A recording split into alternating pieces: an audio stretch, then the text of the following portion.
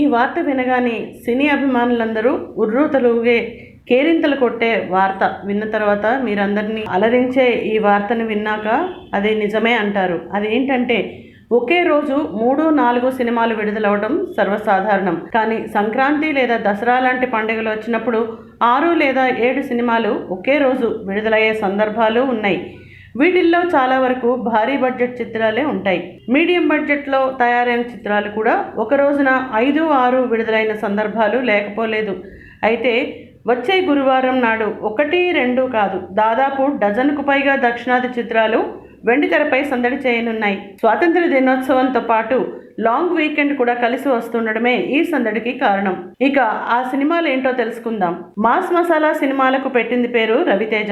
ఆయన నటించిన లేటెస్ట్ చిత్రం మిస్టర్ బచ్చన్తో థియేటర్లలో జోష్ తీసుకురావడానికి దర్శక నిర్మాతలు సిద్ధంగా ఉన్నారు. ఇందులో రవితేజ బిగ్ బి అమితాబ్ ఫ్యాన్గా కనిపించనున్నారు. సినిమాలో ఆయన ఇన్కమ్ ట్యాక్స్ అధికారి పాత్రను పోషించారు. యాక్షన్తో కూడుకున్న ఈ మాస్ ఎంటర్టైనర్ అందరికీ నచ్చుతుందని చిత్ర బృందం ధీమాగా ఉంది. గతంలో రవితేజతో షాక్, మిరపకాయ వంటి చిత్రాలు తెరకెక్కించిన హరీష్ శంకర్ దీనికి దర్శకుడు. ఇప్పటికే రిలీజ్ అయిన టీజర్, పాటలు సినిమాపై అంచనాలను అమాంతం పెంచేశాయి. ఈ సినిమాలో రవితేజ వింటేజ్ లుక్, నూతన నటి భాగ్యశ్రీ బోర్సే అందాలు సినిమాకు ప్లస్ అవుతాయని ట్రేడ్ వర్గాలు భావిస్తున్నాయి. శివపుత్రుడు, అపరిచితుడు వంటి చిత్రాలతో తెలుగుతోనూ పాపులర్ అయిన నటుడు విక్రమ్. ఆయన లేటెస్ట్ గా నటించిన పీరియాడికల్ డ్రామా చిత్రం తంగలాన్, మద్రాస్, కాలా చిత్రాల ఫేమ్ పా రంజిత్ దీనికి దర్శకత్వం వహించారు. 19వ శతాబ్దంలోని కర్ణాటకలోని కోలార్ బంగారు గనుల కార్మికుల జీవితాల నేపథ్యంలో జరిగే కథగా ఈ సినిమాను తెరకెక్కించారు. ఈ సినిమాలో విక్రమ్తో పాటు పాత్రధారులందరూ విభిన్నమైన లుక్లో కనిపించనున్నారు. ఈ సినిమా అయినా విక్రమ్ విజయాల కొరతను తీరుస్తుందని ఆయన అభిమానులు ఆశిస్తున్నారు. ఇస్మార్ట్ శంకర్తో 2019లో సూపర్ హిట్ కొట్టారు డైరెక్టర్ పూరి జగన్నాథ్, అలాగే హీరో రామ్ పోతినేని. వారి కలయికలో ఈ సినిమాకు సీక్వెల్గా వస్తున్న డబుల్ ఇస్మార్ట్ పై భారీ అంచనాలున్నాయి. వరుస ఫ్లాపుల్లో ఉన్న పూరి జగన్నాథ్, రామ్ పోతినేనికి ఈ చిత్ర విజయం చాలా కీలకం కానుంది. ఇప్పటికే రిలీజ్ అయిన టీజర్, ట్రైలర్, సాంగ్స్ సినిమాపై అంచనాలను పెంచేసేలా చేశాయి. యాక్షన్ సన్నివేశాలకు థియేటర్స్లో పూనకాల గ్యారంటీ అని చిత్ర బృందం ధీమాగా ఉంది. పూరి మార్క్ డైలాగ్స్ను తెలంగాణ యాసలో రామ్ పలికిన తీరు, సంజయ్ దత్ ప్రతినాయకుడిగా నటిస్తుండడం, మణిశర్మ సంగీతం ఈ సినిమాకు ప్రధాన ఆకర్షణగా ఉండనున్నాయి. నెక్స్ట్ గోదావరి యాస నేపథ్యంలో ఇప్పటికే ఎన్నో చిత్రాలు వచ్చాయి. ఆ కోవలకు చెందిన చిత్రమే ఆయ్ మేం ఫ్రెండ్స్ అండి ట్యాగ్ లైన్. ఫుల్ లెంత్ వినోదం గ్యారంటీ అంటూ ప్రచార చిత్రాలతోనే అందరి దృష్టిని ఆకర్షించిన ఈ సినిమాను అంజీ కంచిపల్లి తెరకెక్కించారు.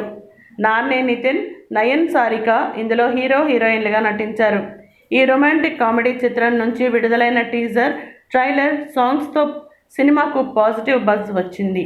వినోదాత్మక చిత్రాలతో ఓవైపు అలరిస్తూనే ప్రయోగాత్మక చిత్రాలు, వైవిధ్యమైన పాత్రలకు ఎప్పుడూ ముందుండే నటుడు ప్రియదర్శి. ఆయన చాణక్యవర్మ అనే పాత్రతో స్కూల్ టీచర్గా నటించిన చిత్రం 35 చిన్న కథ కాదు. సెలెక్టివ్గా సినిమాలు చేసే నివేదా థామస్ ఇందులో ఓ మధ్యతరగతి ఇల్లాలు పాత్రను పోషించారు. విశ్వదేవ్, భాగ్యరాజ్ కీలక పాత్రల్లో నటించారు. నందకిషోర్ ఈమని దర్శకత్వంలో తెరకెక్కిన ఈ చిత్రంలో ఇంటిల్లిపాదిని అలరించే వినోదంతో పాటు గుండెని బరువెక్కించే భావోద్వేగాలు కూడా ఉన్నాయని టీజర్ ద్వారా తెలుస్తోంది.